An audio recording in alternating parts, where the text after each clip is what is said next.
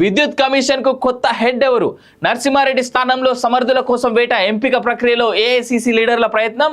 Non Telugu judge ఉంటారని ఊహాగానాలు. ఈ నెల 22న సుప్రీంకోర్టుకు సర్కార్ రిప్లై. అంటే సోమవారం రోజు ఈ సర్కార్ ఎవరైతే ఉందో నరసింహారెడ్డి ప్లేస్లో ఎవరిని నియమిస్తున్నారనేటువంటి పేరు చెప్పాల్సినటువంటి అవసరం ఉంది. యాక్చువల్గా మొన్న లంచ్ టైంకి చెప్పాలి సుప్రీంకోర్టుకి, కానీ కాస్త గడువు ఇవ్వండి మాకు, మేము ఎవరిని పెట్టుకోవాలో మాకు అర్థం కావట్లేదు అనేటువంటి మాట చెప్పారు కాబట్టి టైం. విద్యుత్ కొనుగోళ్ల అవకతవకల దర్యాప్తుపై ఎంక్వైరీ కమిషన్ హెడ్గా ఉన్న జస్టిస్ నరసింహారెడ్డి రాజీనామా చేసిన నేపథ్యంలో ఆయన స్థానంలో ఎవరిని నియమిస్తారనేది హాట్ టాపిక్గా మారింది. కొత్త హెడ్గా నియామకం విషయంపై రాష్ట్ర ప్రభుత్వం తరఫున సీనియర్ న్యాయవాది అభిషేక్ మను సంఘవి సోమవారం సుప్రీంకోర్టులో వివరించనున్నారు. తాజాగా తప్పుకున్న జస్టిస్ నరసింహారెడ్డి తెలంగాణ ప్రాంతానికి చెందిన వారు కావడంతో కొత్తగా వచ్చే రిటైర్డ్ జడ్జి నాన్ తెలుగు వ్యక్తి అవుతారన్న ఊహాగానాలు వినిపిస్తున్నాయి. ఛత్తీస్గఢ్ విద్యుత్ కొనుగోళ్లతో పాటు యాదాద్రి భద్రాద్రి థర్మల్ ప్లాంట్ల నిర్మాణంలో అవకతవకలపై దర్యాప్తు కోసం రాష్ట్ర ప్రభుత్వం నియమించిన ఎంక్వైరీ కమిషన్ హెడ్గా జస్టిస్ నరసింహారెడ్డిని తొలగించాలని సుప్రీంకోర్టు ఆదేశించడంతో ఆయన స్థానంలో వచ్చే కొత్త రిటైర్డ్ జడ్జి ఎవరైనా చర్చ మొదలయ్యాయి. కమిషన్ హెడ్గా జస్టిస్ నరసింహారెడ్డి తప్పుకుంటూ సుప్రీంకోర్టుకే నోట్ పంపారు. ఆయన స్థానంలో ఎవరిని నియమించనున్నది రాష్ట్ర ప్రభుత్వం తరఫున సీనియర్ న్యాయవాది అభిషేక్ మను సంఘవి సోమవారం సుప్రీంకోర్టుకు తెలియజేయనున్నారు.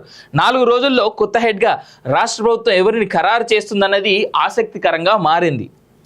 తాజాగా తప్పుకున్న జస్టిస్ నరసింహారెడ్డి తెలంగాణ ప్రాంతానికి చెందిన వారు కావడంతో కొత్తగా వచ్చే రిటైర్డ్ జడ్జి నాన్ తెలుగు వారు. ఓకే, జస్టిస్ నరసింహారెడ్డిని తొలగించాలంటూ సుప్రీంకోర్టు ఇచ్చిన ఆదేశం అనంతరం ఏఐసిసి పెద్దలు ముఖ్యమంత్రి రేవంత్తో మాట్లాడినట్టు తెలిసింది. కమిషన్ గతంలో కేసీఆర్కి ఇచ్చిన నోటీసు, దానిపై హైకోర్టులో దాఖలైన పిటిషన్, వెలువడిన తీర్పు, దాన్ని సవాల్ చేస్తూ సుప్రీంకోర్టులో దాఖలు చేసిన స్పెషల్ లీవ్ పిటిషన్పై విచారణ, చీఫ్ జస్టిస్ చేసిన వ్యాఖ్యలు, ఇచ్చిన ఉత్తర్వులు, వీటన్నింటిపై సీఎంతో ఏఐసిసి పెద్దలు మంగళవారమే చర్చించాయి సీఎంఓ వర్గాల సమాచారం. జస్టిస్ నరసింహారెడ్డిని మార్చేయాలంటూ రాష్ట్ర ప్రభుత్వానికి సుప్రీంకోర్టు నుంచి స్పష్టమైన ఆదేశాలు రావడంతో పాటు పొరపాటు ఎక్కడ జరిగిందో దానికి దారి తీసిన పరిస్థితులు ఏంటో ఏఐసిసి పెద్దలు తెలుసుకున్నారు. తదుపరి కమిషన్ ఎంక్వైరీ ప్రక్రియపై వీరి మధ్య చర్చలు జరిగాయి.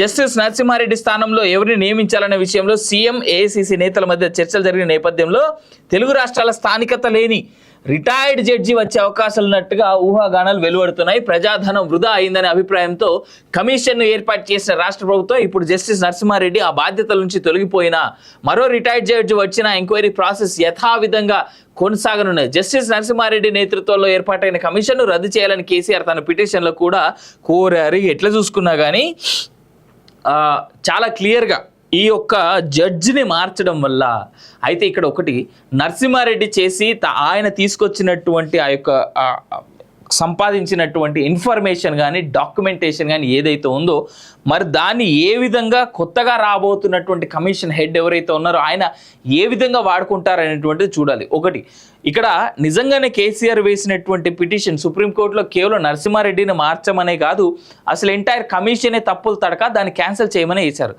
సుప్రీంకోర్టు కనుక ఆ కమిషనే తప్పులు తడక అని బిలీవ్ చేస్తుంటే ఎంటైర్ కమిషన్ని క్యాన్సిల్ చేసి ఉండేది. కానీ సుప్రీంకోర్టు కూడా దీంట్లో న్యాయ విచారణ జరగాలి, లోతైనటువంటి విచారణ జరిగి దీంట్లో నిజమేంది అబద్ధమేంది తెలుసుకొని ప్రజలకు చెప్పాల్సినటువంటి అవసరం ఉంది అని భావించింది. కాబట్టి ఆ కమిషన్ని తీసివేయలేదు అనేటువంటి అంశాన్ని ప్రజలు అర్థం చేసుకోవాలనేటువంటి విషయాన్ని ఇక్కడ నేను చాలా క్లియర్గా చాలా ప్రస్ఫుటంగా తెలియజెప్పాలని చెప్పేసి నేనైతే అనుకుంటా ఉన్నాను. దీన్ని బట్టి అర్థం చేసుకోవచ్చు కేసీఆర్ చేసినటువంటి పనులలో ఎంక్వైరీలు ఏ విధంగా ముందుకు వెళ్ళబోతా ఉన్నాయి అనేటువంటి అంశాన్ని రానటువంటి రోజుల్లో చూద్దాం. మేబీ మండే రోజే కొత్త జడ్జి నియామకం కాబట్టి ఈ కమిషన్ హెడ్గా మండే రోజు మనకి తెలిసిపోద్ది ఎవరు వస్తారు, ఆయన యొక్క గత చరిత్ర ఏ విధంగా ఉంది, ఆయన ప్రభుత్వానికి ప్రజలకి మంచి చేసే విధంగా, ప్రభుత్వానికి ప్రజలకు నిజాలు చెప్పేటువంటి విధంగా ఎంక్వైరీ ఎలాంటి డిస్టర్బెన్సెస్ లేకుండా, డిస్క్రిపెన్సీస్ లేకుండా ఆయన ముందుకు తీసుకుపోతారా అనేటువంటి చూడాల్సినటువంటి అవసరం ఉంది. విద్యుత్ కమిషన్ కు కొత్త హెడ్ ఎవరు? నరసింహారెడ్డి స్థానంలో సమర్థుల కోసం వేట. ఎంపిక ప్రక్రియలో ఏఐసిసి లీడర్ల ప్రయత్నం.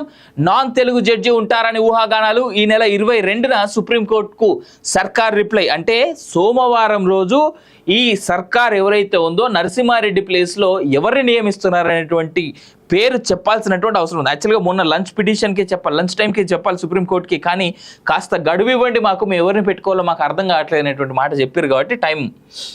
విద్యుత్ కొనుగోళ్ల అవకతవకల దర్యాప్తుపై ఎంక్వైరీ కమిషన్ హెడ్గా ఉన్న జస్టిస్ నరసింహారెడ్డి రాజీనామా చేసిన నేపథ్యంలో ఆయన స్థానంలో ఎవరిని నియమిస్తారనేది హాట్ టాపిక్గా మారింది.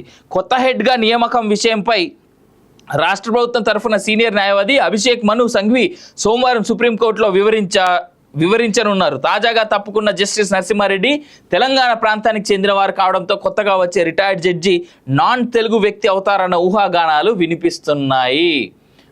ఛత్తీస్గఢ్ విద్యుత్ కొనుగోళ్లతో పాటు యాదాద్రి భద్రాద్రి థర్మల్ ప్లాంట్ల నిర్మాణంలో అవకతవకలపై దర్యాప్తు కోసం రాష్ట్ర ప్రభుత్వం నియమించిన ఎంక్వైరీ కమిషన్ హెడ్గా జస్టిస్ నరసింహారెడ్డిని తొలగించాలని సుప్రీంకోర్టు ఆదేశించడంతో ఆయన స్థానంలో వచ్చే కొత్త రిటైర్డ్ జడ్జి ఎవరైనా చర్చ మొదలయ్యాయి. కమిషన్ హెడ్గా జస్టిస్ నరసింహారెడ్డి తప్పుకుంటూ సుప్రీంకోర్టుకే నోట్ పంపారు. ఆయన స్థానంలో ఎవరిని నియమించనున్నది రాష్ట్ర ప్రభుత్వం తరఫున సీనియర్ న్యాయవాది అభిషేక్ మను సంఘవి సోమవారం సుప్రీంకోర్టుకు తెలియజేయనున్నారు. 4 రోజుల్లో కొత్త హెడ్గా రాష్ట్ర ప్రభుత్వం ఎవరిని ఖరారు చేస్తుందన్నది ఆసక్తికరంగా మారింది. తాజాగా తప్పుకున్న జస్టిస్ నరసింహారెడ్డి తెలంగాణ ప్రాంతానికి చెందిన వారు కావడంతో కొత్తగా వచ్చే రిటైర్డ్ జడ్జి నాన్ తెలుగు వారు.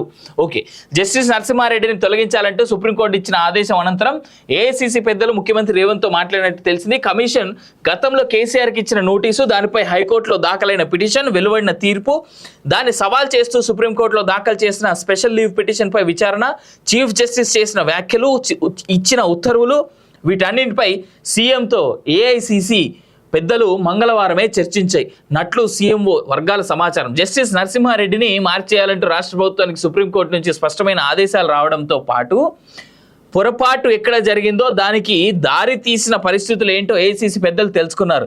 తదుపరి కమిషన్ ఎంక్వైరీ ప్రక్రియపై వీరి మధ్య చర్చలు జరిగాయి. జస్టిస్ నరసింహారెడ్డి స్థానంలో ఎవరిని నియమించాలనే విషయంలో సీఎం, ఏఐసీసీ నేతల మధ్య చర్చలు జరిగిన నేపథ్యంలో తెలుగు రాష్ట్రాల స్థానికత లేని రిటైర్డ్ జడ్జి వచ్చే అవకాశాలు ఉన్నట్టుగా ఊహాగానాలు వెలువడుతున్నాయి. ప్రజాధనం వృధా అయిందనే అభిప్రాయంతో కమిషన్ను ఏర్పాటు చేసిన రాష్ట్ర ప్రభుత్వం ఇప్పుడు జస్టిస్ నరసింహారెడ్డి ఆ బాధ్యతల నుంచి తొలగిపోయినా మరో రిటైర్డ్ జడ్జి వచ్చిన ఎంక్వైరీ ప్రాసెస్ యథావిధంగా కొనసాగనున్నాయి. జస్టిస్ నరసింహారెడ్డి నేతృత్వంలో ఏర్పాటైన కమిషన్ను రద్దు చేయాలని కేసీఆర్ తన పిటిషన్లో కూడా కోరారు. ఎట్లా చూసుకున్నా కానీ చాలా క్లియర్గా ఈ యొక్క జడ్జిని మార్చడం వల్ల అయితే ఇక్కడ ఒకటి నరసింహారెడ్డి చేసి ఆయన తీసుకొచ్చినటువంటి ఆ యొక్క సంపాదించినటువంటి ఇన్ఫర్మేషన్ కానీ డాక్యుమెంటేషన్ కానీ ఏదైతే ఉందో మరి దాన్ని ఏ విధంగా కొత్తగా రాబోతున్నటువంటి కమిషన్ హెడ్ ఎవరైతే ఉన్నారో ఆయన ఏ విధంగా వాడుకుంటారనేటువంటిది చూడాలి. ఒకటి ఇక్కడ నిజంగానే కేసీఆర్ వేసినటువంటి పిటిషన్ సుప్రీంకోర్టులో కేవలం నరసింహారెడ్డిని మార్చమనే కాదు, అసలు ఎంటైర్ కమిషనే తప్పులు తడక దాన్ని క్యాన్సిల్ చేయమని వేశారు. సుప్రీంకోర్టు కనుక ఆ కమిషనే తప్పులు తడక అని బిలీవ్ చేస్తుంటే ఎంటైర్ కమిషన్ని క్యాన్సిల్ చేసి ఉండేది. కానీ సుప్రీంకోర్టు కూడా దీంట్లో న్యాయ విచారణ జరగాలి, లోతైనటువంటి విచారణ జరిగి దీంట్లో నిజమేంది అబద్ధమేంది తెలుసుకొని ప్రజలకు చెప్పాల్సినటువంటి అవసరం ఉంది అని భావించింది. కాబట్టి ఆ కమిషన్ని తీసివేయలేదు అనేటువంటి అంశాన్ని ప్రజలు అర్థం చేసుకోవాలనేటువంటి విషయాన్ని ఇక్కడ నేను చాలా క్లియర్గా చాలా ప్రస్ఫుటంగా తెలియజెప్పాలని చెప్పేసి నేనైతే అనుకుంటా ఉన్నాను. దీన్ని బట్టి అర్థం చేసుకోవచ్చు కేసీఆర్ చేసినటువంటి పనులలో ఎంక్వైరీలు ఏ విధంగా ముందుకు వెళ్ళబోతా ఉన్నాయి అనేటువంటి అంశాన్ని రానటువంటి రోజుల్లో చూద్దాం. మేబీ మండే రోజే కొత్త జడ్జి నియామకం కాబట్టి కమిషన్ హెడ్గా మండే రోజు మనకి తెలిసిపోద్ది ఎవరు వస్తారు, ఆయన యొక్క గత చరిత్ర ఏ విధంగా ఉంది, ఆయన ప్రభుత్వానికి ప్రజలకి మంచి చేసే విధంగా ప్రభుత్వానికి ప్రజలకు నిజాలు చెప్పేటువంటి విధంగా ఎంక్వైరీ ఎలాంటి డిస్టర్బెన్సెస్ లేకుండా డిస్క్రిపెన్సీస్ లేకుండా ఆయన ముందుకు తీసుకుపోతారా అనేటువంటి చూడాల్సినటువంటి అవసరం ఉంది.